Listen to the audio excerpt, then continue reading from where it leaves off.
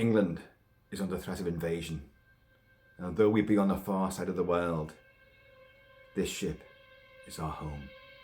This ship is England.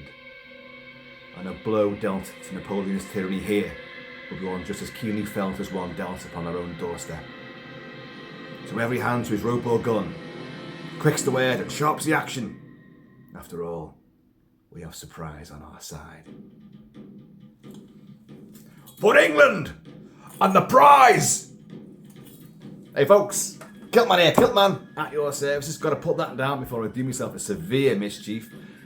How are you all? We're all doing very, very well. So yeah, 2003, Master and Commander, The Far Side of the World. What a huge monolithic title that is, was released. I saw it at the flicks, I loved it, it blew me away. It's not my chosen genre, it's not horror, fantasy, sci-fi, action, thrillers, they're my bag, but I do love historical warfare movies, but usually of a land-based variety, you know? Zulu, or anything American Indian Wars, or the Second World War, or Vietnam, but ships, Napoleonic era, massive three-masted square-rigged frigates, warships, 16 and 18 pound guns, you know, Trafalgar, no, Nelson, one eyes and arms in like that and all that. No, wasn't my bag, or so I thought. But when the film came out, it was Russell Crowe, and at the time, 2003, we were talking a couple of years after Gladiator, and Gladiator had blown me away, as it did everybody else, and you know the Academy as well. Later years, or rather the last few years, have seen me sort of turn around a bit on Gladiator, and I realised just how badly written and terrible the film is, although still immensely enjoyable, and I love it to bits, but you've got to recognise its faults, of which there are aplenty. But Russell Crowe, during this particular era, was a towering powerhouse of acting, ability. His range, his intensity was second to none. You gotta look at LA Confidential, Gladiator, obviously, Romper Stomper just before this, and so many other movies. His charisma, but his vivid, in-your-face, bravura performances were what sold you. So when I discovered he was doing this, and I knew of Master and Commander and the entire 20-run cycle of books that the great Patrick O'Brian had written. Patrick O'Brian, we champion him. Sadly, he never came. He died before the film got released. Although Tom Rothman of 20th Century Fox had really been courting making a movie version of, or adapting the books of Patrick O'Brian. Stories of lucky Captain Jack Aubrey, who commands the HMS Surprise during the Napoleonic era, with his best friend and confidant and man-at-arms Stephen Maturin, who was a naturalist and the ship's surgeon, and also in the books something of a secret agent as well. Which there's 20 books in this series, and no one else who wrote historical fiction of seafaring, strategy and tactics and warfare during this period comes close to Patrick O'Brian. He's the acknowledged master, the grand master of literary high seas, because he knew everything about the life on board these ships, and he made it interesting and vibrant and colourful, ribald, bawdy, intricately witty, with fabulous plots and a roster of incredible characters that you wanted to sail with time and time and time again. Because when this film came out and I watched it, it blew me away. It absolutely blew me off the mizzen mast into the high treacherous seas, and I was completely in love with it. So I began to read the books, and I have all the books. I have several editions of several versions of the books. What you see behind me here are the two books that this film is based on, because this film, it's about Captain Lucky Jack Aubrey and his crew, his intrepid crew of the HMS Surprise, who are tasked in 1805 with tracking down and burning or sinking or capturing as a prize the French warship, the Acheron. The Acheron has been causing mayhem with the British whaling fleet. Now, it was a privateer. Privateers are not pirates, although they take their impetus from piracy. What they are, they, under the flag of a certain government of a certain country, they are given like a voucher, right, you work for us, go and destroy ships of this country, and take them out, destroy them, take them as prizes, bring them back to us. Privateers. The British Royal Navy was doing exactly the same thing. They could take another ship, they could sack another ship, they could take it as a prize, and the captain, all of his crew would benefit from that. You would get a share of the profits of bringing that ship back. So, it's a very lucrative period for people like this. The captains of ships, the admiral of the fleet, everybody was stood to gain from this. It was a great, era of entrepreneurship as well. Entrepreneurship. So, the HMS Surprise, with a crew of 197 souls on board, has been tasked with tracking down the Acheron, which has, as I say, been laying waste to the whaling fleet. And why the whaling fleet? Well, whale oil was so highly prized and exceptionally valuable. Spermaceti from the sperm whale, which is why the sperm whale is called the sperm whale, because this oil lives inside its brain, and obviously ambergris as well. Many uses, many highly lucrative sort of endeavours that you could use with whale oil. And of course, whales suffered a lot. Not the country itself, but the species. And a terrible time it was too for them. And we look back on it now in despair. But this is what happened. So it's his history. History cannot be denied, although many people do try to do that now and rewrite history. But we won't. Patrick O'Brian knew the minutiae of living on board a high-masted sail ship during this era. He knew what kind of forks they ate with. He knew what kind of wood was used in the masts, in the cabins, in the tables, in the chairs, in the decking. He knew what kind of weevils there would be. He knew everything. He knew everyone's job. He knew every single knot, everything. He could stitch together the sails. He could patch up a wounded ship. He knew all of this stuff, and he made it incredibly colourful and incredibly detailed and vibrant and alive to actually capture the spirit and the camaraderie of these crew members and the sagas and stories that they go on, the adventures that they have, and to make that into a movie, a 20-book series of big books with big words and no pictures. Condense that down to a movie, that's a Herculean prospect in its own right. How would you do that? Tom Rothman from 20th Century Fox long persevered to get a movie adaptation of O'Brien's books off the ground and off to sea. And it was turned down many times, and he approached Patrick O'Brian, who was kind of initially a bit reluctant, but then kind of took on board. How many nautical metaphors can I throw in here? He took on board the idea, well, yeah, it's the next logical step for my work. Patrick O'Brian was enjoying a huge his notoriety and the amount of awards he received and the accolades from people in all walks of life, including MI5 and MI6 and the Admiralty, Naval Board of both Britain and America, Australia. Everybody loved him because what he brought to the genre and the colourful characters that he wrote about. Everyone was fascinated by this. So O'Brian thought, well, okay, so he sold the rights. Fox got the rights. Tom Rothman wanted Peter Weir, the incredible director of the likes of Picnic at Hanging Rock, The Cars That Ate Paris, Gallipoli, The Year of Living Dangerously, The Mosquito Coast, a fabulously visionary director. Very singularly minded as well, but also had an eye for the surreal, an eye for vivid detail, an eye for capturing, totally evoking an era, a period, a time in history, and making it utterly convincing. Didn't want to know. He said, look, I've read these books. You can't just start a movie, because, where would you begin? It's such a huge saga. You're going to begin at the beginning where Captain Jack Aubrey first meets Stephen Maturin, who becomes his best friend and confidant, and these two go on all these adventures. I don't want to do that. I can't do it. So what happened? Tom Rothman got his props department, because they've done a lot of pre-production on this already. Look, we're going to get this made. We're going to get this made. And I'm going to get Peter Weir to direct this.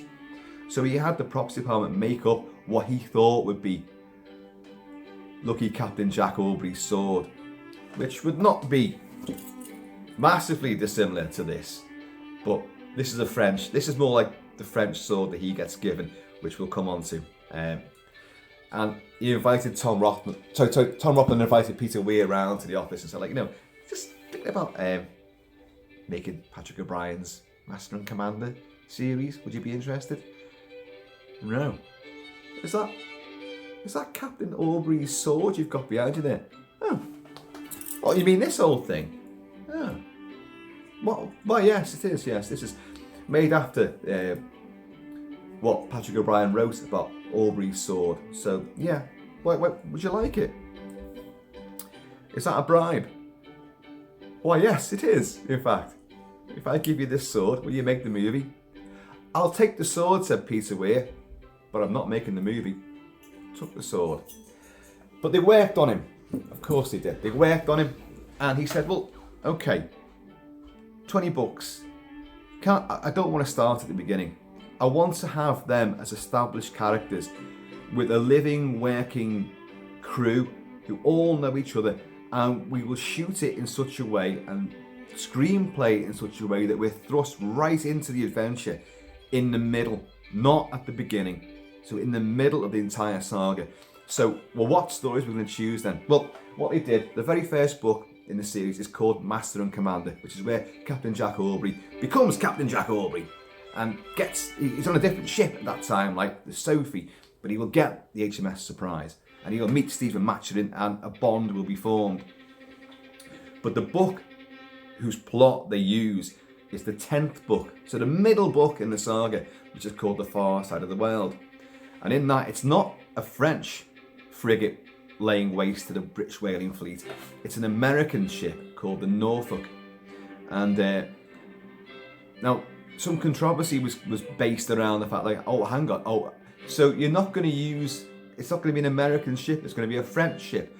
Well, the story is set in 1812, but in the book, but in the film it's 1805. So you're taking it back to pre-Trafalgar days, but the Napoleonic era of warfare at sea. So why would it be a French ship? Well, as we find out in the movie, the ship, the Acheron, which appears like a phantom out of the mist and disappears again, it appears wherever the surprise is. It's surprising the surprise. Captain Jack can't believe this. Our opening salvo in the movie is literally the first attack, the first encounter. We are just thrust on deck of the HMS Surprise. We see a little sort of a visual reference, HMS Surprise, it's 1805, or her orders, seek, find, sink, burn, capture the Acheron, and but only go as far as Brazil, or something like that. And so we know there's the plot, there's the idea, there's the premise, and we're right on board the HMS Surprise. And straight away, there's a fog bank out there. And hang on a minute, did I just see something out there? You have Midshipman Hollom, played by John Innes. I think his name is John Innes, and he's a very nervous young man. Saying young man, he's not even that young. He's approaching 30, and he's still a midshipman.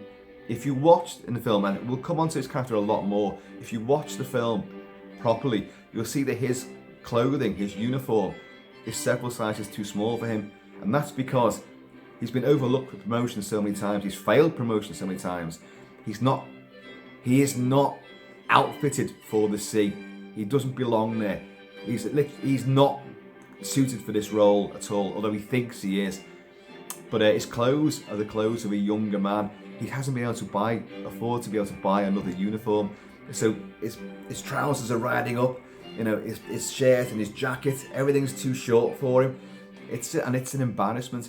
Well, he thinks he sees something. So somebody, calls another midshipman, like, oh, well, what do we do then? Do we beat to arms? Do we go to battle stations?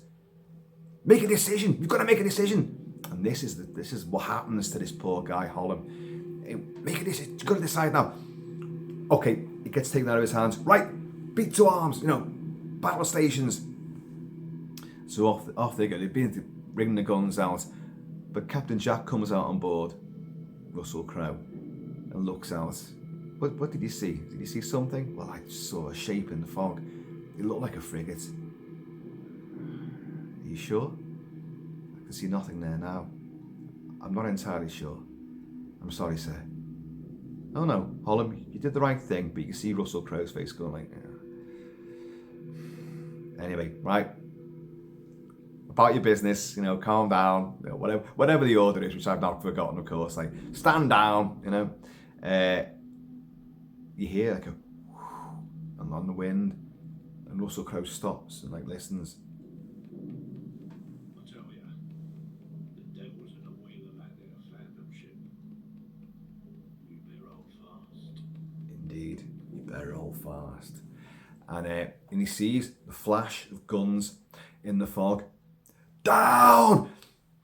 Cannonballs rip through the rigging, take out the mizzen mast, take out the rudder of the Surprise, lay waste to them.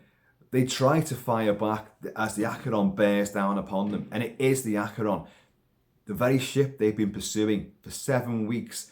But instead of finding them, instead of finding the Acheron's found them. How did it do that? And they fire a broadside, but they've only got 16-pounder guns against the 18-pounders on the Acheron, and their shells just bounce off the hull of the Acheron. With their rudder shot through, and a mast already down, and lots of injuries on board, including Jack himself, and deaths.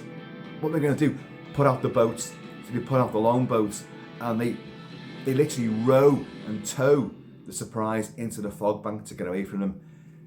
Because Jack's like, how the hell did they know we were here? And Stephen Maturin, Paul Bettany, who's outstanding in the role, says to him, look, Jack, France has her spies just as England does. They know where we are. They've been looking for us. They found us first, And this is the intrigue. Now, as I say in the books, Stephen Maturin does become a secret agent of sorts, and has his own little adventures and all that. But in the film, they only allude to it with that kind of line there, because as Peter Weir says, look, I wanted to start in the middle. So that was the great idea. That was one of the best stories I could adapt and I could film with no, land-based stuff at all. Apart from, as we'll discuss, the Galapagos Islands forms a central piece of this story. So they do go to the Galapagos Islands, and that's the only bit of land they set foot upon. Because in the books, Patrick O'Brian does write about Captain Aubrey and Stephen Maturin and all the crew members coming back to Portsmouth or wherever, or Gibraltar, or they're all over the world, but they're on land a lot. But the point about Captain Jack Aubrey, as wonderful a tactician, as magnetising and purely charismatic and rousing a leader he is on board the ship, he's a pile of shite on land. He's a clumsy buffoon on land. He makes romantic errors as well, and he's very irritable. He's clumsy. He's a fool on land because he's a fish out of water. Captain Jack he may as well be a fish himself. He's a maritime creature. He lives at sea. He does his best at sea. On land, he's a fool, and he can't cope with that environment. Makes loads of mistakes. So Weir said, look, I don't want any of that. I want no distractions. This is going to be a linear story, and I'm going to tell it in such a way as I'm going to capture all the minutiae that O'Brian wrote in his books, the day-to-day activities, the endless work, the slog, but the team, the team spirit, the esprit de corps, and that whole, concept of having to live and work together in a very, very enclosed and small environment. That's what I want to do. And that's what, in the end, Tom Rothman said, well, okay, you do it. You do it. You get your writers, and we'll do that. That's why it's got the title of Master and Commander, i.e. the first book. Master and Commander, that's who Captain Jack Aubrey is. The far side of the whale. That's the story that they're following. Although they change it from the American ship, the Norfolk, to the French ship, the Acheron. But cleverly as well, again tying in with history, although the dates are a bit conflated, is that after that first encounter, you've got two of the two best mates. You've got like the captain of the mizzen mast, Worley, and you've got Nagel, who's his best friend, and Nagel's a carpenter's mate, and they come to see the captain in the great cabin, and they say to him and he's like, yeah, yes, what is it? Captain Jack is a very personable guy. He loves everybody. He meets everybody. He talks to everybody. He treats everybody with respect for their appropriate positions, and he's a wonderful, wonderful team leader. And he says, okay, what is it? Well, sir, you're trying to work out why our shot bounced off the Acheron, why the Acheron was so fast and so speedy and could outmaneuver us. When the Acheron is twice their size, has twice the number of crew, and it's got twice the number of guns, and they're bigger guns as well. So the HMS Surprise is outclassed in every single way, except for one, Captain Jack Aubrey and his crew. So he says, look, well, Worley here, he served in the docks in New Jersey in America, and he saw the Acheron being built. What? Yeah, he was there. He took an American bride, but he was working in the docks, and he saw it, and he said, it's a strange ship. It's not like any other ship he's ever seen before. And he described it to me, and because his mate's the carpenter's mate, he's fashioned a little model of it. It's got, right, so that the keel rises this high, so the hull is so much stronger. It's so much quicker. Its guns are there, and I said, "Is it this accurate?" Yeah, it's what he described to me. I've made it as accurate as it can be. That's what we're going against. Like Russell Crowe was just like, but she's still vulnerable. She's still vulnerable at the stern. We can take her out. There's a way of getting her down, but we've got to make adjustments to our ship. So they've already retreated after the first encounter, and so we're going to refit at sea, which is time-consuming and more difficult. But you see them do this. Again, another one of the reasons why I love this movie is it shows the indefatigable nature of the crew, who would be like this. They've got all the trades there, the sailmakers, the carpenters, all the craftsmen are there. Everybody who's needed on board the ship is there, and they all know their trades inside out, and they've all got mates and trainees, so there's a perfect crew there. They can keep on refitting at sea. You just refashion bits of wood and whatever. So they rebuild the mast, they have to rebuild the rudder. The figurehead of the Surprise has been smashed out, so they have to rebuild that, recarve this female figurehead. That sense of pride comes across in almost every single scene. So they refit, they rebuild, and off they go. Right, okay, we're gonna go this way, and she's faster than us, but I know where she's going. And even negotiating storms, they come up behind the Acheron. So you've got the Surprise is barreling through the ocean, coming up behind the Acheron. We've got her. Lads, we've got her. And you've got a great shot of Russell Crowe leaning out from the side of his frigate, in a raging storm, and he's going, "Come on, lads, come on!" But he's hanging on the side. Now, in any other movie, any other superstar, that would be one of the poster shots, the heroic shots, and it would look stupid. It's just done for effect. In this movie, nothing is done for just effect, other than the fact that he's the captain of that ship, and he's a fighting man, he's a man of daring do, he's a man of honour, pride, integrity, and he will not let himself down, his ship down, or his crew down.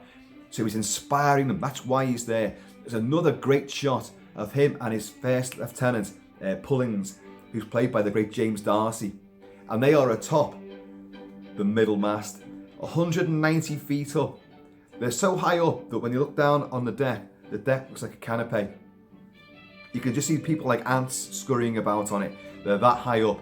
And it was to get, the two of us stood there, they've refitted the ship and they're going out after the Acheron. We're back on the mission, boys. So you've got these two stood atop there. They're holding each other's shoulders like that, but in the sunlight, and they're ploughing through the waves. And it's a helicopter camera shot which flies past and captures them and then moves away. And again, like him hanging off the side of the ship, it's not just done for like, oh, well, there's a big posy shot. There's your hero master shot. It's done because that's what they would be like. This is my ship. When Stephen Maturin, Paul Bettany says, after the first encounter of the Acheron, he says, look, Jack, this ship, she's outgunned, she's outmaneuvered. They've got twice the size, twice the crew, twice the guns. The surprise is too old. And because Jack Aubrey served as a midshipman, as a young man, as a boy on board that ship and carved his name into it, into the deck. And he knows every nook and cranny of that ship. It's family to him. He takes offence. No, Stephen, no. She's not old. She's got good long lines, elegance. She's got balance. She's got poise. She's got buoyancy. There's a lot. And he's stroking her like that. And she's been damaged, and they've rebuilt. And he's like, no, she's not old. She's in her prime. You believe it. You believe what he says. He's got that connection with this vessel, and he will not let her down because he knows that she will not let him down. So when you see him atop the centre mast, or hanging out from the side of the rigging, as the ship's ploughing through the ocean waves at high speed, you believe he's doing it. He's egging on his ship. He's egging on his crew. That's what you would do. And as a crewman, that's what you want to see from your leader. Stoic power and just sheer pride and heroism. That's what you want to see. That gets you going. So it works. Anyway, they come up behind the Acheron. But where are they? They found themselves at Cape Horn. Oh dear God, no. And the storm gets worse. The storm gets worse and worse and worse. Suddenly, they're taking damage. They lose sight of the Acheron completely. Wally, who's the guy that saw the Acheron being built, he's captain of the mizzen mast, which is the rear mast, smaller mast. He's at the top of that, but it's getting damaged. It's cracking. It's get him down from there. So the guy at the start, Midshipman Hollom, the guy that we will now become to know as a Jonah on board the ship, he's tasked with get him down. So he begins to climb the mizzen mast to try and help Wally back down again. Doesn't work out. He's too slow. He's too terrified. He doesn't get up there. The mizzen mast cracks, takes off, goes over the side, taking Wally with it. Everyone runs to the side.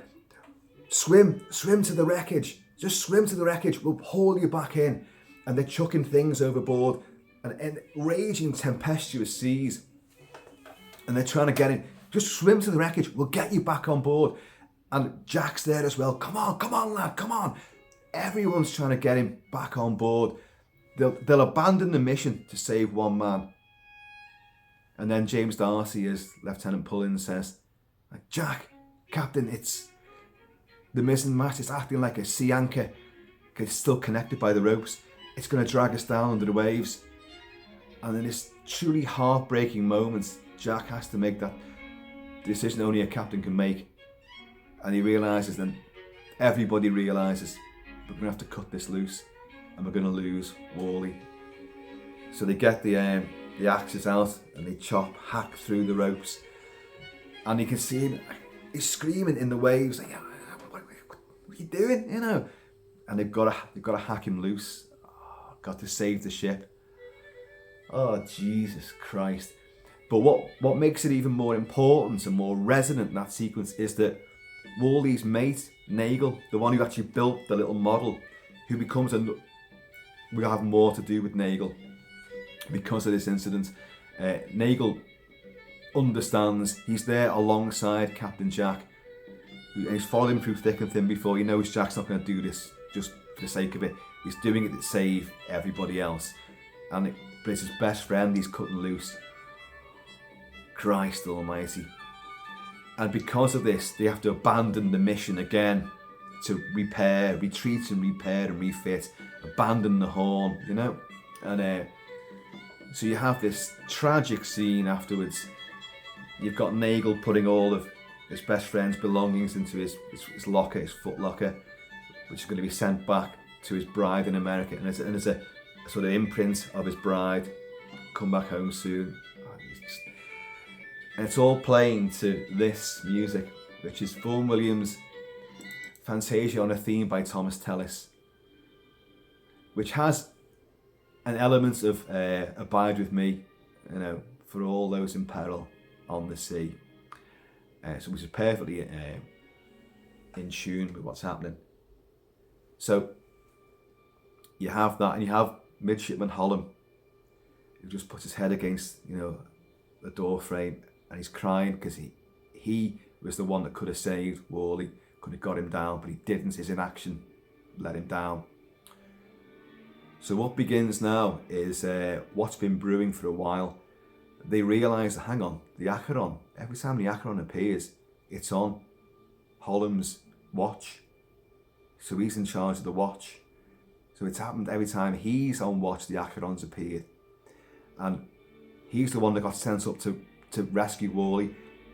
Worley gets dropped at sea. We've lost Worley. We're losing this battle. Somebody here is a Jonah. Sailors are very superstitious folk, and the film does reflect upon that. O'Brien wrote about it, and it's truly horrific because the whole crew then shun Hollom, who feels guilty enough as it is.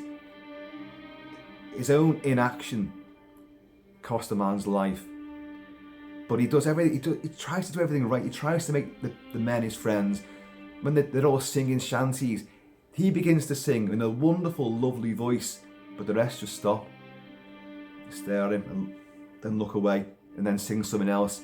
And poor Hollom was like, this all comes to a head when you've got old Joe Place. Joe Place has "Hold Fast" tattooed on his knuckles. Hold fast. You better hold fast. During that first encounter, he was badly injured. One of the masts swings loose, smacks him in the head, and Stephen Maturin has to perform a primitive trepanning operation to relieve pressure on the brain. And they're all watching. Everyone's fascinated by this. They're all watching this, and with a coin fashioned and moulded, he manages to put that in to seal the wound, release the pressure, and it's Stephen Maturin's an incredible surgeon, very groundbreaking in his way. But old Joe Place is, because he's the oldest man on board that ship, and he survived death. You can all see his brains, and they're like, he's alive, still alive. And he's the one that said, you know, the devil's at the wheel of that there phantom ship. They believe the Acheron is a phantom ship. It's funny how the crew see it as a supernatural entity, whereas the officers just know, like, and Jack himself knows, no, it's just a really clever, tactical and strategic brain who's in command of that ship. He's a real worthy adversary. He's not the devil, but the crew see him as such. But who's bringing the devil after them? The Jonah on board their ship, the bad luck, the bad juju on their ship. It all comes to a head when Hollom is walking down the deck during the daytime, and a couple of people, they salute him, but Naval, whose friend was cut loose, Worley, just slams his shoulder into him, doesn't salute him, but complete insubordination. Jack sees it. Clap that man in irons, that man there. He doesn't want to do it. He doesn't want to flog him. You know, default is at 5 bells. He's going to have him flogged, 12 lashes. He has to do it.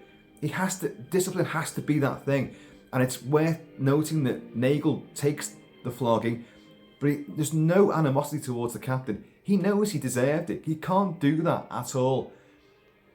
So Jack takes Hollom to one side. Hollom, you know, why did you not reprimand that man? Hollom, you've been overlooked for promotion a couple of times. You're, 23? I'm almost 30, sir. Almost 30. He's still a midshipman. look, you've got the makings, you've got the knowledge of the sea, you should be earning the respect of the men, but you need to instill discipline and leadership. That's what they need. Can you take those lessons on board, Hollom? Yes, sir, I'll try harder. But you can see in Russell Crowe's eyes, this isn't happening. You're not the man for the job, but I'm giving you another chance. I want to see that you can do this.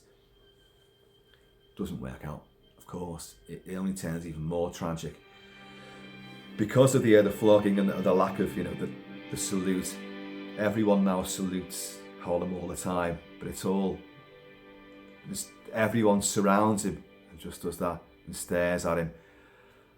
And Hollom works his way through the crew, and there's an Afro-Caribbean, there's a few multi-ethnic crew on board, but an Afro-Caribbean one's got a little voodoo doll of Hollom, and it's like a woolen doll, and he's stabbing it like that in front of Hollom, and so now all of a sudden they go, Hollom, what's wrong with Midshipman Hollom? He thinks he's cursed, sir. Jesus, what's going on here? Now, I need my grog. I need my ration. It's not rum, it's whiskey. Whiskey's better. Puts fire in your water.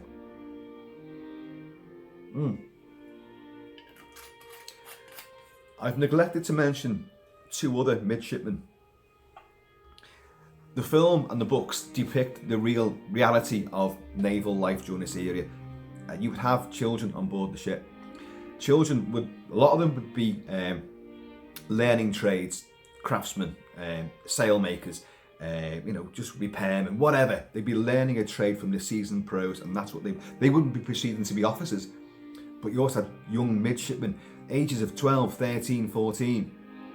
And in this film, you have two wonderful, wonderful young actors. Max Perkis plays Lord Blakeney. He is a young lord. He's a midshipman. During that first encounter, and he's such a wonderful, wonderful actor. He has his right arm badly damaged during that first encounter with the Acheron. Stephen Maturin discovers gangrene and has to amputate the right arm in a very, very touching moment, of which this film has so many, and they're all so subtle, so understated, and yet so devastatingly powerful that I find them incredibly moving every time I see them. So he has to lose his arm, and as Paul Bettany says, there's never been a braver patient. Even though he's a young lad, they all have, an understanding. He's only a kid, but he's still a man. They're treated as men. These little lads will eat at the captain's table because they're officers. They're midshipmen in the making, and they're going to go on to a proper career, maybe as captains, as admirals. That's the idea. But they've got to be treated as men, so they've got to do the job. They'll be expected to go into battle, which they will do. They'll go into battle and they will kill other people. They have to do this. But you've got the other kids who are younger, who are like the ones who are learning jobs and trades, but they're also powder monkeys. These are the ones, when the gun crews are in action, they'll be running to the magazine and scooping up gunpowder and running back with it. They're powder monkeys. And the kids are encouraged to play. You could still have games of tag, hide and seek, fight. They have a camera montage. You will see them actually reenacting fights below decks. And it's because kids have got to play, and the crew understand that. And there's a definite affection for these younger ones. But Lord Blakeney, his arm blown away. Russell Crowe comes to see him, and he gives him a book because is it true you served with Lord Nelson? Yes, it is. Yeah, I was in action with him at the Nile. And Russell Crowe does he has what is it now? He has a star of the Nile, his recognition in battle there, a gold star, and which you'll see when he goes into action later on. He will wear that, and he gives him a book. This is all of Nelson's exploits. All his famous battles are there, I believe you served with him. Yes, it was Battle of the Nile. Yeah, I believe it's on page 136. Yes, there you can read about it. Of course, Nelson has only got one arm, and its stump is tucked into his tunic. And now little Lord Blakeney has only got one arm, and the camera only slightly shows you a pictograph of Nelson, but the connection's made. I've only got one arm, and you know, Captain, could I trouble you to tell me what kind of man he is? And in a wonderful little throwaway but understated subtle moment, Russell Crowe just goes, "You should read the book." And I, "Thank you, sir, I will." And then a little fatherly look of admiration for this young lad and what he's been through already is trafficked, and it's just fabulous stuff. Russell Crowe will be asked again at the dinner table in his captain's cabin, the great cabin, when they're all the officers and men are there, and you've got Lord Blakeney, who's now really he's only got one arm, but he's working great, and he's a very knowledgeable young man, and he works closely with Stephen Maturin because he's also a bit of a naturalist himself. He takes an interest in bugs and insects and things and the science behind it all. So the bond between him and Stephen Maturin is just as great, if not greater, than the bond between him and his captain, Jack Aubrey. It's wonderful to behold. Max Perkins is just fantastic in the role. But you have another guy as well who's older than him, and that's Peter Calamy, his name is. And in the books, he is the son of a friend of Jack Aubrey. He said, I'll take him on board, and I'll show him the ropes, literally, and I'll educate him, and he'll come out a captain. But he's a very close friend of Lord Blakeney, but he's older, so he gets given a bit of a command earlier on.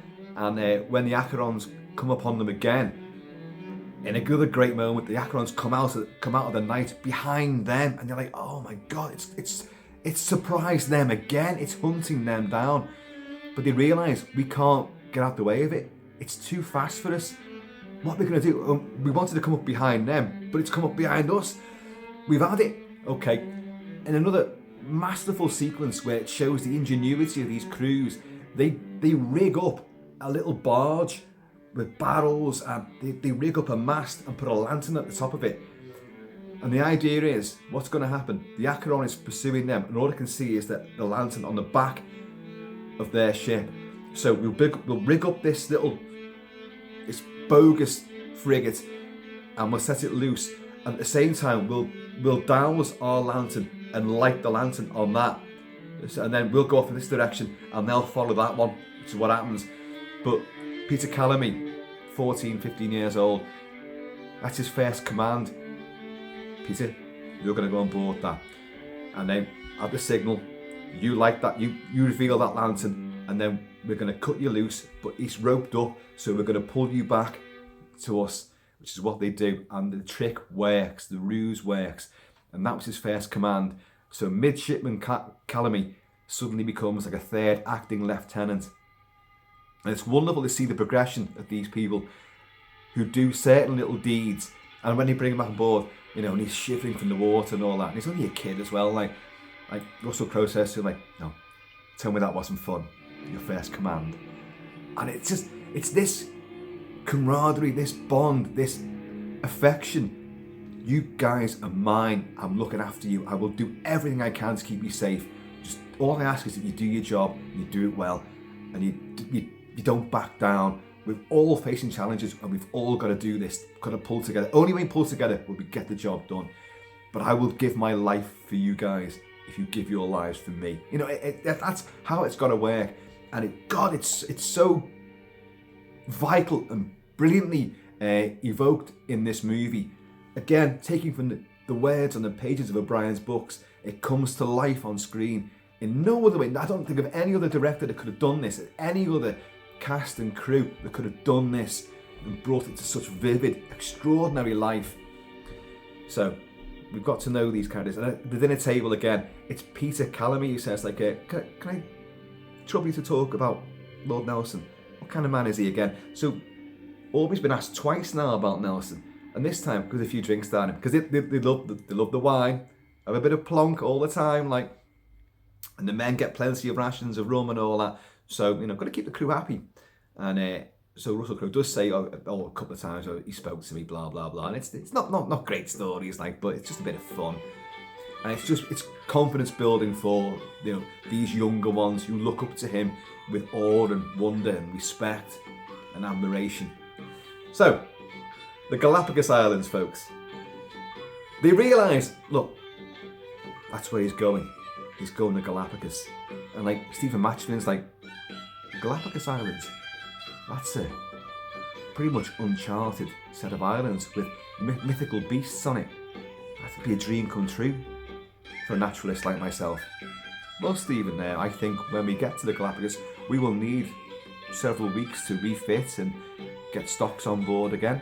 So you'll have that time to wander the islands to your heart's content.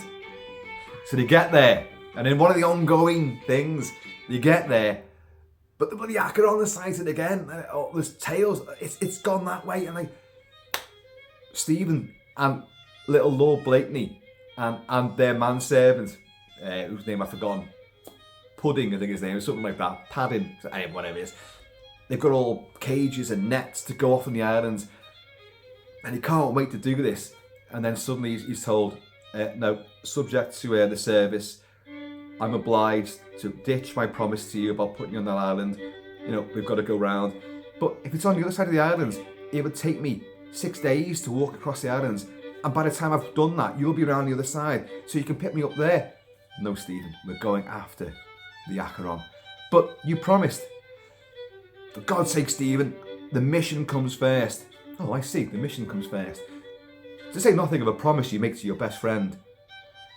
Sometimes I despair of, orders and that, like. And like, because you've got this, they are very, very close friends. The relationship is beautiful, and it comes across in the movie so well. Respectful, and they both have different attitudes. Stephen Matchman is very anti-authoritarian, whereas Captain Jack, it's got to be built on authority, it's got to be, and yet he's a very humanistic sort of person as well. He's very optimistic. He's not a dictator at all, but he has to follow the rules, and he understands why that must be so. But Stephen rebels against all this. So you've always got this constant sparring, and it's like, Stephen, I wish you wouldn't speak of the service like so. So it makes me so very low, and you can feel this sort of when you talk about my job and you despair of it. It hurts me, but I also understand why you're saying it. And yes, I've let you down, but don't worry, we'll come back. We will come back this way. What you're hearing now as well is like folk melodies on cello and fiddle. In the books, Stephen Matchman and Captain Jack plays the fiddle badly, supposedly, and Matchman plays the cello. And the two have jamming sessions in the great cabin all the time. You've got the great, the wonderful, from Shameless and many TV dramas and theatrical productions, David Threlfall playing Preserved Killick. That's his first name. His Christian name is Preserved Killick. And he is the captain's manservant. He is the cook for the captain. He's his aide. He's also a completely cantankerous old twat. With massive hair extensions. Forget playing Gallagher in Shameless. This is pure extensions he's got here, and he's absolutely wonderful. Our first introduction to Stephen and Jack Aubrey playing their instruments. You hear, and down below you've got Killick who's cooking their food. He's going, here we go again, screech screech, scrape scrape. Never a tune you can dance to. And it's these two jamming, and he's overly familiar with Jack. He won't call him captain or sir. He does his job, and he's dependable and loyal and reliable. But he's also, oh God, he grumbles all the time. Killick, it'll be ready when it's ready. Yeah. And everyone else is like, because he gets away with it because he's got a backstory with Captain Jack, as do all the crew. All the crew have. The film cannot put all that into the time frame, but in the books you learn about all these people, and in the film all the characters, all the actors playing them have gone to lengths to learn about the backstories, and they'll have some clues there. You've got Billy Boyd from Lord of the Rings, Pippin. Billy Boyd playing Barrett Bondon, who's the coxswain. Damn it, Bondon, you've got good eyes. Because when they're using telescopes to see a frigate in the distance, he sees it without the telescope. Frigate there, Damn it, Bondon, you've got good eyes. But it's this admiration and praise. Well, Billy Boyd plays the coxswain, and he's got scars all over his face, all over his hands, because he's meant to be a bare-knuckle brawler. And he's followed Captain Jack since Captain Jack picked him up from fighting in the docklands and all that, and put him on board and gave him a new life. And it's become very dependable. And lots of the crew have these backstories. Again, you don't see it in the film. You don't need to. You don't need to, because it bleeds off the screen. It bleeds off the characterizations of these guys. And you understand their admiration and respect for their captain. And for the rest of the crew, they all love each other. And you know, Stephen Maturin got great respect for him. So anyway, the Galapagos Islands, and he just sits down and he's just like making notes in his little journal. And Lord Blakeney comes up and he goes, "Sir," and his arm tucked in like, "Sir, you know, we found this bug crawling on the rail. I think it's off the island. It can't have flown too far, so that'll be a Galapagos bug." And it's again a lovely, touching moment. So you've got like Paul Bettany, who can't get on. My dream is to go to the Galapagos, and it's there, but I can't get to it. And he gives him the bug, and it's like, "Thank you, Mr. Blakeney. It's very kind of you." Yes, it came from the Galapagos. I'm not sure what kind of animal it is.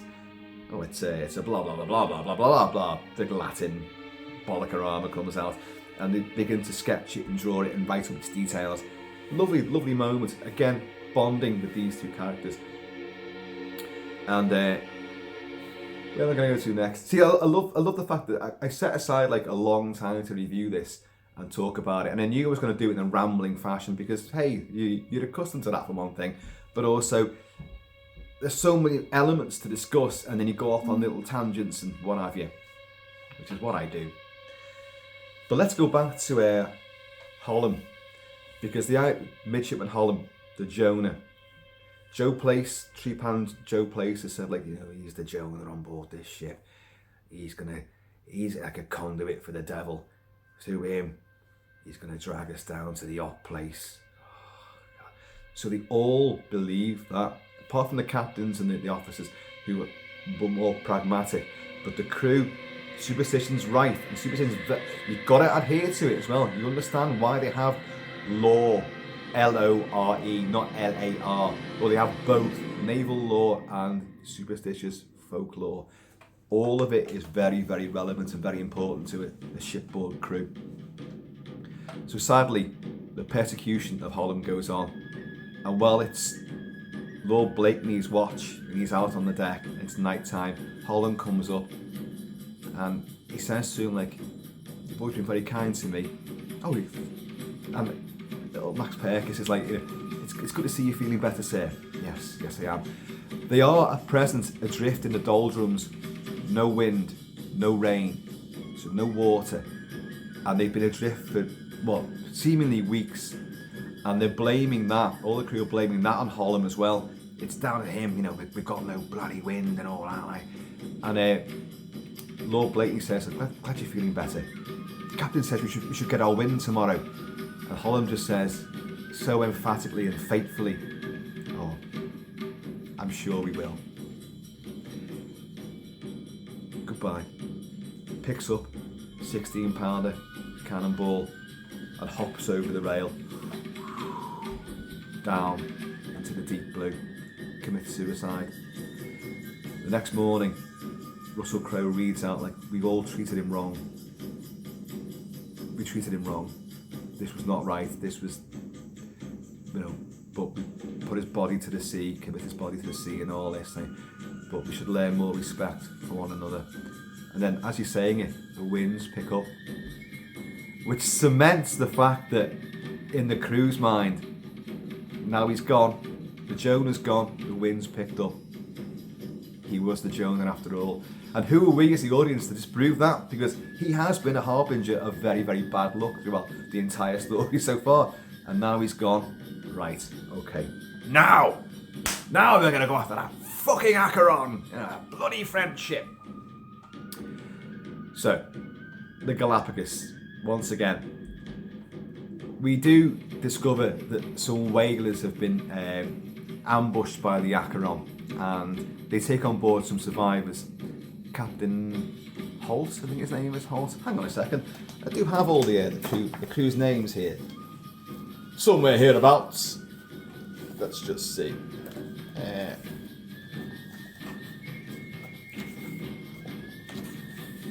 is he. Hog the whaler. And he says like, they come out of nowhere. They took us down. They've got most of my crew. They took the ship, all the ambergris and the spermaceti. You know, they've got all of this, and they've got my crew. We've been living off the land hereabouts for weeks now. Right, so they're gonna go and liberate that crew and take back, you know, the whale oil and the Acheron. But before that, on the Galapagos, well, hang on. We're going after the Acheron, but there's a sighting of a bird, a rare seabird. So like, and you've got Marines on board the ship. Captain, what's his name? Captain Howard of the Royal Marines. Now, in their red tunics, there's at least 2 detachments, so 1 division of Royal Marines on board this ship, which there would be. Ships during war times, frigates, warships would have a contingent of Marines on board as security and as a proper boarding party as well, and ship defence. Of course you would. And it's pertinent to note that the advertising campaign to get Royal Marines, with the recruitment campaign, was very, very good at the time. Like, don't forget, this was still an era where people could be press ganged into servitude on board a ship, so which weren't good. I'd fall prey to that. They find me in a local tavern and ply me with whiskey, and next thing I'm on board I'm off the Rock of Gibraltar. Where the fuck? Oh, not again. I'm always doing this. And for the Royal Marines, it was like 3 square meals a day, every pay packet's a fortune, you know, life of adventure, valour, glory, honour, you know. It was, and like, there they are with a musket like that, you know, big red tunic, British red coats. Whoa, yeah. Of course you'd sign up for that. I would. I certainly would, yeah. So they're on board, and this bird's flying now, and like, but of course Stephen Maturin gets the way. Oh, say it's one of those birds you're interested in, right? And he comes running out, and the bird drops down low, and you've got this captain. Oh, what's his name again? Captain Howard. I can't believe it. They've got muskets and they've got rifles on board. I noted this. They've got muskets and rifles on board this ship. And he comes down and he fires, but the bird drops down low, and as Stephen Maturin comes around like one of the mastheads, boom, up, takes him through the side, and the bullet's gone in and taken some of his shirt with it. So there's material inside his body which is going to fester and suppurate. Got to operate on him. He's the ship's surgeon. They've got assistant surgeon who thinks, I can't do this at sea because of all this. We need to get him on dry land. So poor Captain Jack now, after having broke his promise to Stephen before, and he's now in pursuit of the Acheron, he has to, like, he thinks about it for a long time. It's a very moving moment as well, actually. Not overplayed. Again, the beauty of the film's emotional high points is that they're not sensationalized, they're very internalized, and yet they have more power and magnitude because of that, because of the wonderful acting involved. And he realises, okay, screw the mission. My friend comes first. Got to operate on him on dry land. Return back to the Galapagos. And like, Stephen has passed into coma and all sorts, and he comes to on the island as they're stretchering him. And he just looks up, he's gone very grey, and he looks death's door. He just looks up, and there's his friend walking alongside him, you know, Captain Jack. And he's like, he realises, tell me this wasn't for me. He said, no, of course not, Stephen. I just felt the urge to stretch my legs. Again, they won't say, look, you're my best friend, I'm doing this for you. They don't need to say it. That's the beauty. They don't need to say any of this. They can just, this is what's happening. Just go with it. But Stephen says, like, look, to his assistant, who's a little bit nervous, I must consult the books to see what I'm doing here. Because he's the genius. I just pass him all the tools, you know, and like mop up the blood and all that. And put sand on the deck when too much gore flies over. He goes, don't worry, I'll operate myself. Hold up the mirror. Jack, can you assist? Oh, of course. Are you all right with that, Jack? I've been around wounds my entire life. But you see that Captain Jack, because it's his friend as well, he's got a pressure on the stomach because the bullet's gone through into his side. But he's got to cut in, get the ball out with the cloth and make sure that all the cloths come out of it as well. So you see it in the mirror. The film has got lots of wounds and violence and gore, more of which we'll come on to, but it doesn't linger on any of it. Like, we're not talking Braveheart here. We're not talking, the full uncut version of Troy.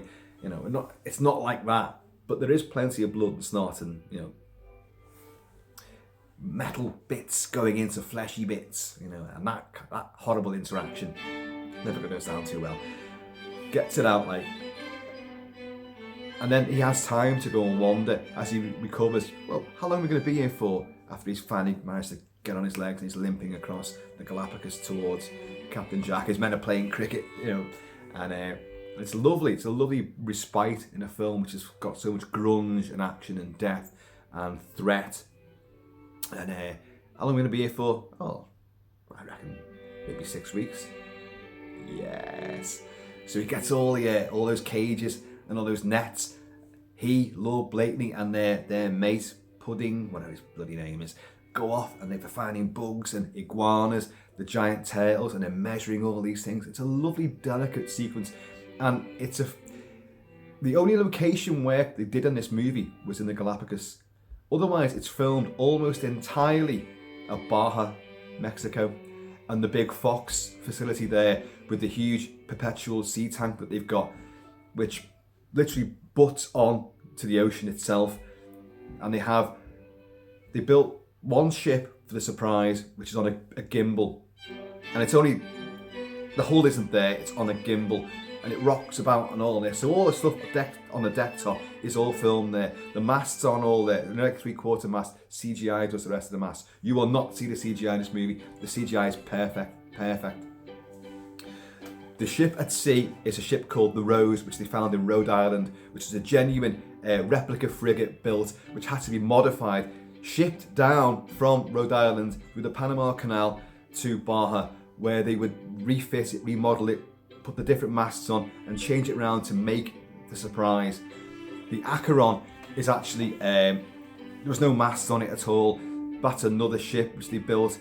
But again, most of it's CG that you see in the movie, except when they're alongside and the battles take place. And for long shots, you've got 2 large miniatures of the Acheron and the Surprise. Now, when I say miniatures, they're about 15 feet long and about 14 feet high and all this. And they were filmed all off New Zealand. Cape Horn, all the footage at Cape Horn, well, not all the footage obviously, but a lot of the footage of what you see from the deck of the Surprise looking out into the tempestuous seas and the storm is really Cape Horn, because some of the crew members and the camera crews went on the Endeavour, which is a real life replica sailing ship, a sail training ship which goes around the world, and it travelled around the Horn during one of those epic storms. So they just filmed loads of this footage. So what you get in the finished movie during the Horn sequence, you've got these plates integrated into the actual filmed footage of the movie. So you've got the Cape Horn is there, it's real, it's happening, but the crew you're looking at are not there at the time, but it still works amazingly well. So off they go across the Galapagos, bugs and iguanas and lizards and all sorts of weird stuff. He's after the cormorant. He said, this is a type of flightless bird, we need this, I've only heard tell of it, but I believe it's on this island, and he wants it and he sees it, and they pursue it. But, sir, aren't we going too far? Can't stay too far from the rest of the crew and the ship. Nonsense, we've got plenty of time. So they pursue across the islands, and as he almost gets the cormorant takes off. This supposedly flightless bird takes off, and he's like, oh, I know. And there's like a little bug on the ground. Oh, it's that bug again. It's that Galapagos bug. Picks it up like that, holds it up, looks, and as he looks, just behind the bug is the Acheron in the next bay, several miles away, obviously, and around the island. But there's their prey there. Shit! They have to leg it back, and they have to, because he's wounded as well. He's still limp and he's still weak. They have to drop all his prized, new specimen to study. He's got to let them all go. Just let them go. Let them go. And they get back and they get back on board this. This is when they encounter the whaling ship with Hogg, the whaler, whose crew's been hijacked and taken prisoner, and they've got it. They destroyed his ship basically. So his crew are in the hold of the Acheron as prisoners. And so like, nah, Stephen, did you get all your specimens? No, I just found your specimen. I just found the Acheron. And we did find this though. And he holds up like what looks like a twig, and so Russell Crowe just goes like,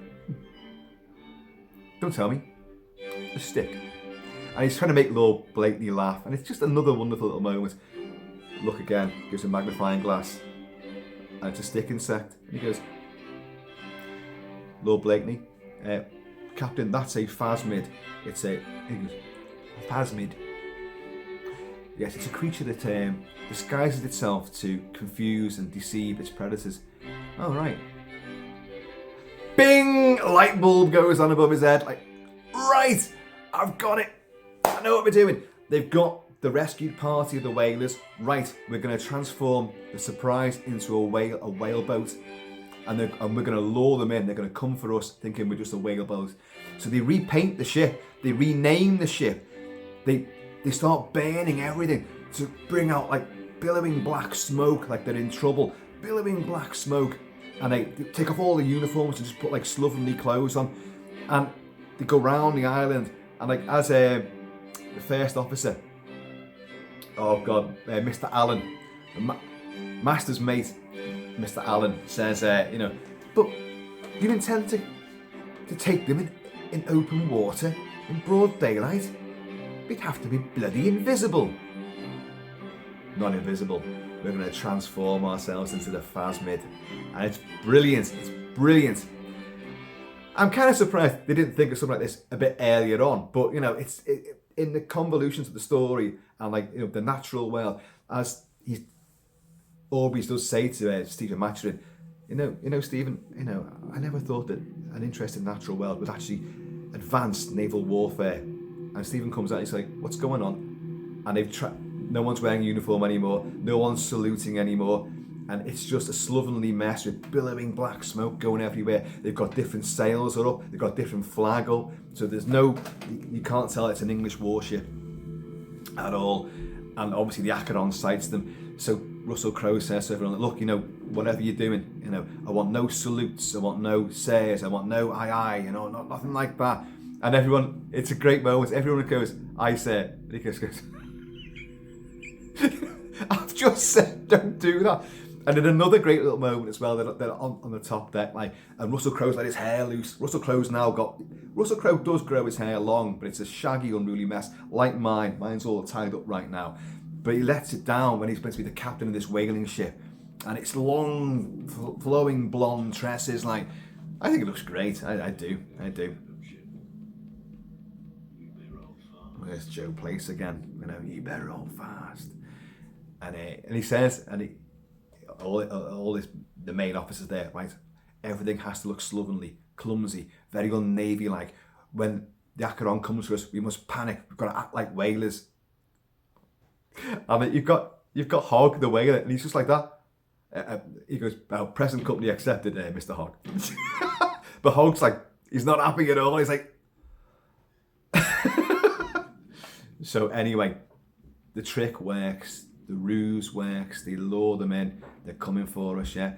And the Acheron, Captain of the Acheron shouts across, like, big horn, like, it's like, "Hey, whalers, we will take it." They fire 2 shots across, like, just to warn them. If you keep running, we'll blow you out of the water. Slow down and we will take you, and all this, like. So they do. But of course, what they've done as well, they've got lighter guns. They've got 16-pounders. They've took the back wheels off the cannons, what they've got. So it raises the guns because the Acheron's a bigger ship. We've only got one chance of doing this. When we go alongside them, we're going to pull up the hatches and we're going to take out their masts. You've only got one chance at this on that side. Then we're going to swing round and we're going to hit them with the guns on the other side. And we can just... And then we're boarding. Everybody is armed to the teeth. Everybody. You know, Captain Howard and his Marines. Captain Howard, who shot, you know, Stephen Matchett. But no one blamed him. It was a genuine accident. So everyone's happy, you know, and Stephen's okay now. So, you know, the Marines will sweep the quarterdeck. So, you know, and they'll have sharpshooters on the masts and all that. So guns get taken up there as well. Like, everyone's armed to the teeth. In a wonderful moment as well, which you always think, how do people recognise each other? Well, Lord Blakeney says, like, look, take off your neck scarves, black neck scarves, and tie them round your right arm so we can identify our own people. And in a lovely little moment, which I try to hear what is said, and I always miss it, there is a big slovenly guy whose name is... Hang on a minute. Where is he? I'll find this guy, this goddamn guy. When is he? Oh, here he is. Patrick Gallagher as Awkward Davis. He's a big, violent thug of a man, like. But you don't see any evidence of that in the movie. It's just the write-up about him is like he's a killer. He likes to kill. Well, you don't really see much of him doing anything like that. But he is a big, rough, tough, ugly, fucking brute of a man. But he has a bit of a bond with Lord Blakeney, and which is again very understated, very subtle, but very, very touching. And we'll come on to that a bit more. And he says something, because Blakeney's going, come on, put it round your right shoulder, your right arm, put it round your right arm to Awkward Davis. And he says something back to him, and he goes, less of your cheek, you Davis, because he's making a joke about Lord Blakeney he hasn't got a right arm. And I can't quite hear what he's saying. I don't know what it is. But it's a lovely little moment in the background, a little throwaway moment. Crowe gives his rousing speech, which you heard me deliver at the start of this video, hours and hours ago. And, and for England, for the prize. Anyway, it all works. They manage to get those shots, hit that middle mast, the top gallants, come down, comes over to the side, slows their ship down. The surprise, they now hoist their real flags and they take off the whaling jackets and reveal their proper Royal Naval uniforms. And the swords come out, the guns come out, everything comes out, and they swing around and pile more and more, 16 pounders. They know where to hit it now, and they're taking out the Acheron, good style. They've got a scattergun on the foredeck, which is like, just pull it and boom, and it'll take out 6 or 7 men across the bow. The Marines are taking pot shots. Another great touch, as well as like having the little black thing around the arm so you know who's on your side. You think, well, hang on, if you've got 2 pistols and maybe a rifle and your sword, what happens when you've fired your shots? You haven't got time to reload. What they've got in the movie, and it's in the books as well, you have several men who are carrying, they're walking armories. They've got belts around them and buckles, and they've got swords wedged all down it. They're carrying bags of shot, bullets, musket balls, and they're carrying other pistols and rifles. And so anyone who, right, I'm out, give us that. And it's brilliant. It's a brilliant concept. You don't see it in any other movie. They don't ever seem to do that, but they do it here, and it works a treat. And that battle, let's get on to the battle. This is tremendous. It's visceral, it's violent, and people are dying left, right, and centre. The stuntman in charge of it said, although I think he's exaggerating slightly, he said there's 400 people involved in this, all of them armed to the teeth. You imagine, it took 2 months to plan it, let alone film it. And although there's no women in the movie at all, there's a woman fighting in this sequence, and it's a stunt coordinator's wife. She was a stunt double for Catherine Zeta-Jones in Mask of Zorro, and she plays several French combatants, and all of whom get killed. But you watch it, you won't tell which one she is. And Jack Aubrey does kill one of them, Russell Crowe. Now, again, he's another vital element of his acting ability and his intensity and vigour. Action. He kicks ass with this. He leads from the front, he takes tons down, he gets wounded himself, other people are dying. You've got Lord Blakeney in a great moment before the battle. There's me nursing that bottle when I should have opened it and took a swig.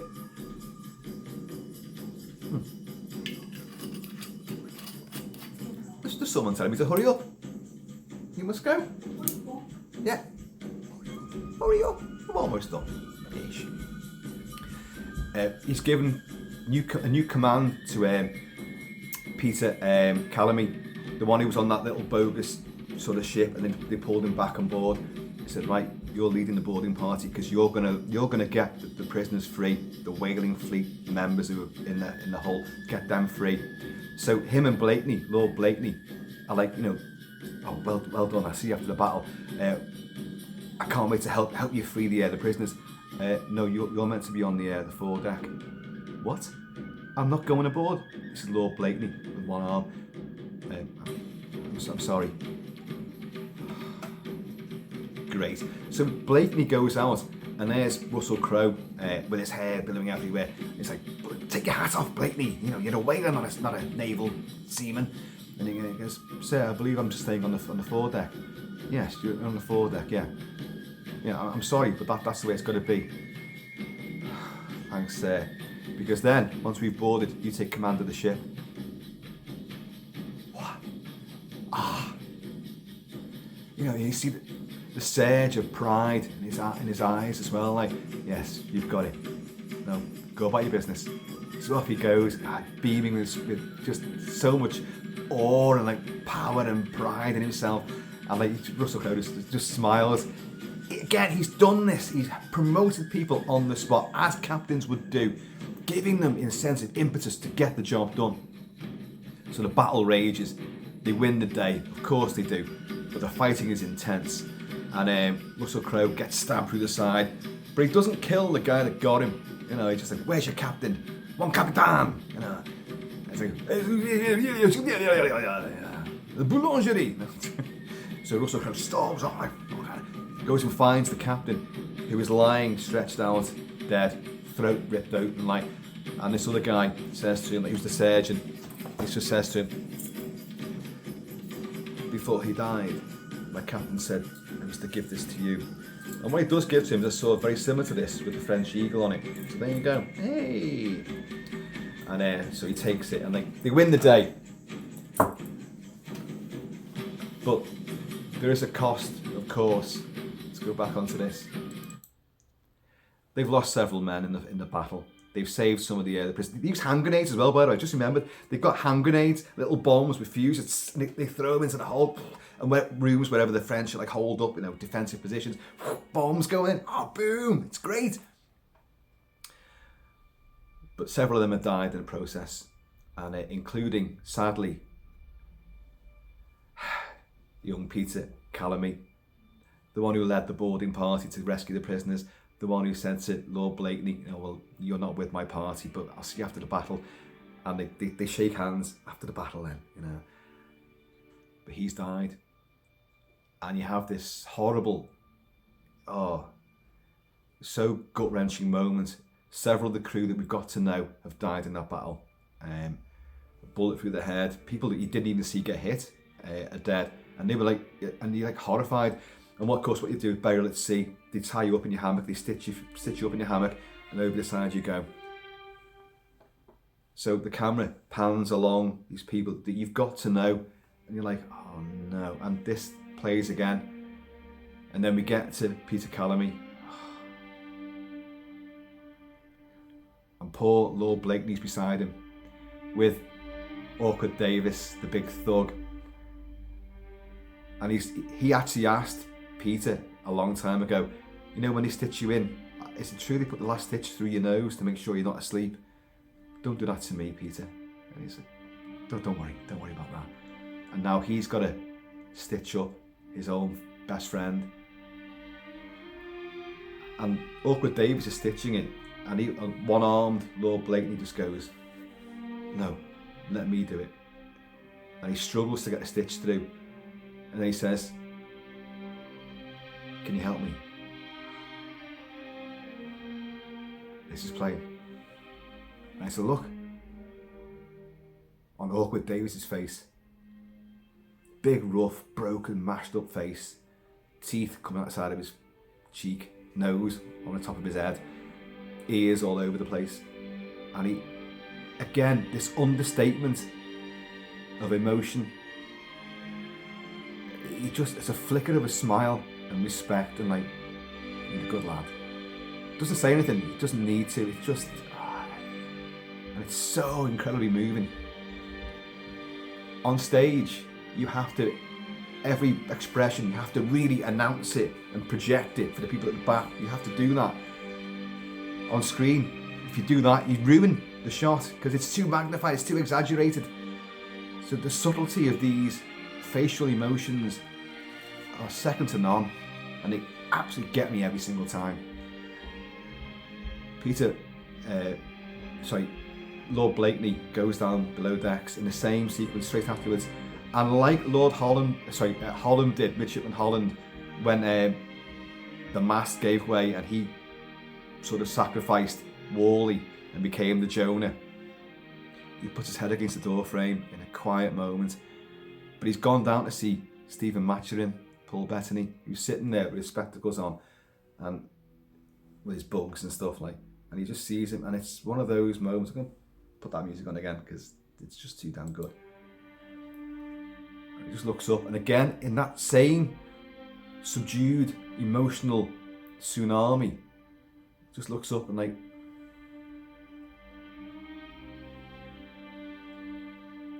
look, it's our old friend, and it's the bug again, the Galapagos bug. And you've got Lord Blakeney, who's been through hell now, lost an arm, lost his best friend at his first hit, and he's killed someone. He does shoot someone, you see him do that, and he just smiles, and he comes and sits down, and Stephen gives him the journal and a quill pen to let him make his notes.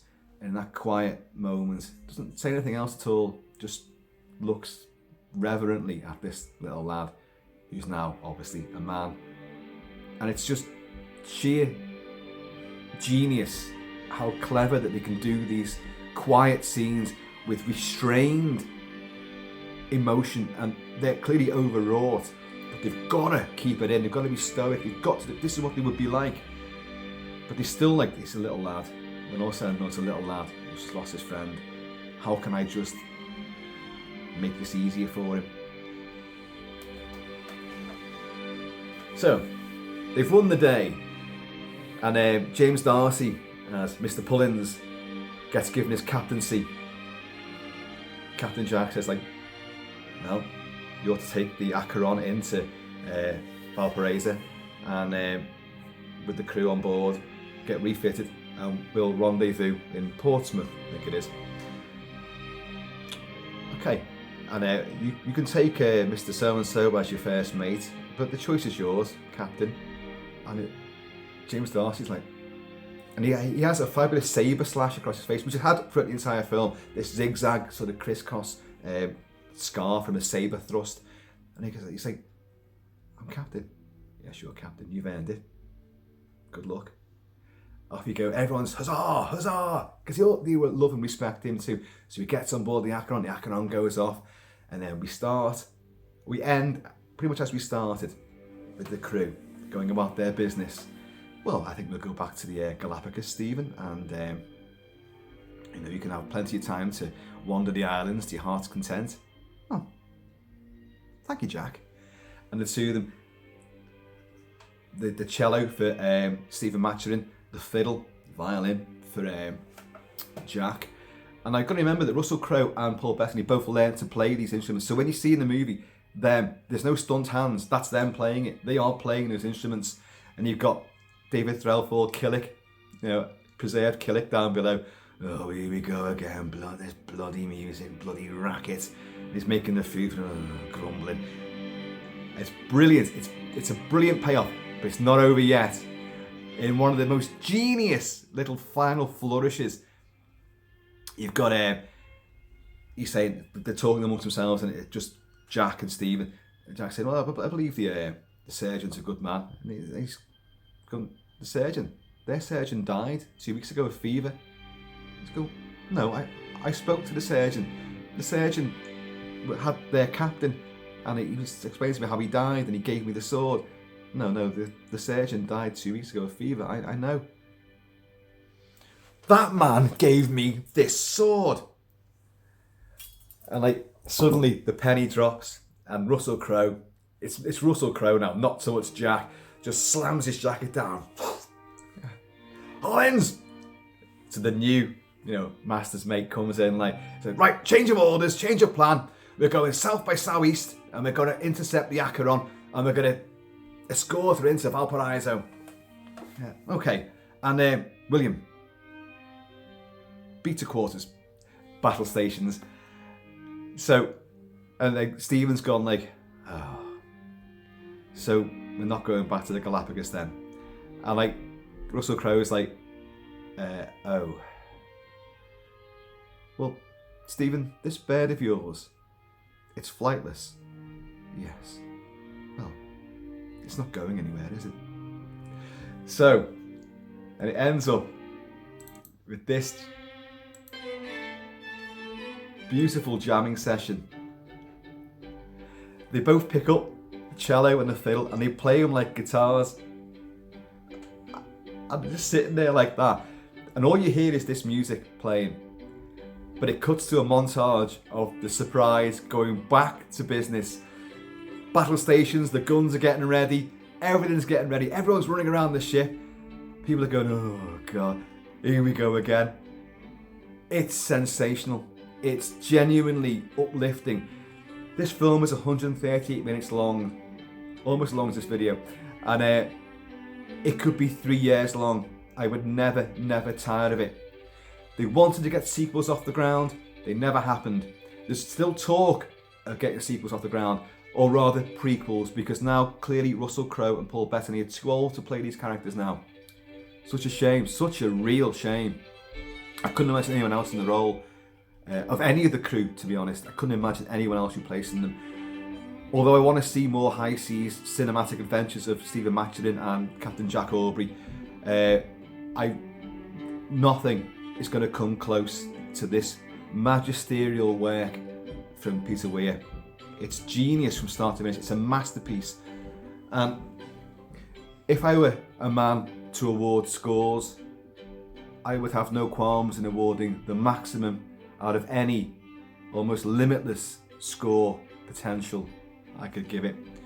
This film is perfection. I can't find fault with it at all in any respect. The music which you've been hearing is by, hang on a minute, where is it now? Ivor Davis, Christopher Gordon and somebody else. I can't tell now. Somebody else. But you have Bach, you have Mozart, you have Corelli, you've got folk medleys, you've got all sorts of things in there, and all of it is tremendous. And you've got the term smoke and oakum in this movie. I love this term. Smoke and oakum is a controversial term now. We go, where's the origin? When they first get pursued by the Acheron, what do we do, Captain? We run like smoke and oakum. Smoke and oakum is basically saying like wildfire. So we've got to move quickly. It's obvious what it means. But did Patrick O'Brien come up with it? It's in the books, smoke and oakum. Did he come up with it, or was it a naval term to begin with? No one seems to know the answer. Smoke and oakum were also the emissaries of the devil, smoke and oakum. Oakum as well, on board a ship, was a fibrous material, rope, cord, twine, which you would smother in tar, and you would use that to plaster wounds in the ship, holes, cracks, whatever. You cover a multitude of sins, quite literally. Oakum was that substance. Smoke and oakum, obviously highly flammable thing. Vicious irony. Ship's made out of wood, it's full of tar, it's full of gunpowder, it's massively flammable, it's surrounded by water. But that water's not going to help you. It's the biggest paradox of seafaring during the age of sail. Folks, I've prattled on endlessly about this movie. The score is amazing, the acting is amazing, the action is truly astonishing. The evocation of an other time period is superlative. You are transported, you are relocated in time, and if you're like me, you'll enjoy every second that you're there. You'll savour every salty second in this environment, and you won't want to leave it. Folks, I have been, and always shall be, smitten with the high seas, and this film in particular. The books I recommend. Genius. And the film is just a masterpiece. If you haven't seen it, you kind of don't need to now because I've just told you everything that happens in it. But I do recommend it. And please, indulge. Take the time. Look around each scene, each set, each vista. Look at what's happening and just feel the reality of it all seeping into your bones. It's fantastic. Master and Commander gets one of my highest accolades that I could ever award. I love it. I think you should too. So please, for England, for the prize, for whiskey. Folks are happy, no we shall be Kilt-Man. Please keep it kilted, keep it Celtic. I am going to see you all.